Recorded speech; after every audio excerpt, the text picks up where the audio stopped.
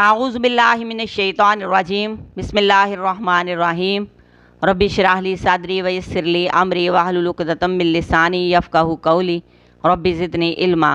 سورہ آل عمران کی آیت نمبر 98۔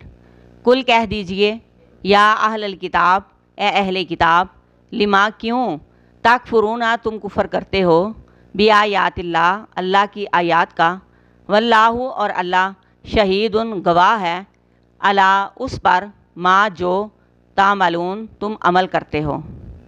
اے اہل کتاب، تم اللہ کی آیات کا انکار کیوں کرتے ہو، اور اللہ گواہ ہے، اللہ دیکھ رہا ہے جو بھی تم عمل کرتے ہو۔ اہل کتاب کو مخاطب کیا گیا کہ حق جان کر، پہچان کر تم اللہ کی آیات کا انکار ہی کیے جاتے ہو۔ صرف حسد، بغض اور عداوت کی وجہ سے اہل کتاب نے اپنے آپ کو ایک بڑی خیر سے محروم کر لیا۔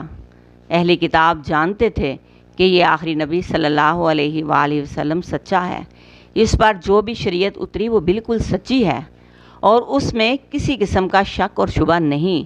یہ سب کچھ جانتے ہوئے بھی اور ان کی کتاب میں اس آخری نبی کی آمد کی بشارت بھی موجود تھی، اس کی نشانیاں پہچاننے جاننے کے باوجود وہ حق کا انکار ہی کرتے رہے، صرف اپنی چودراہٹ برقرار رکھنے کے لیے۔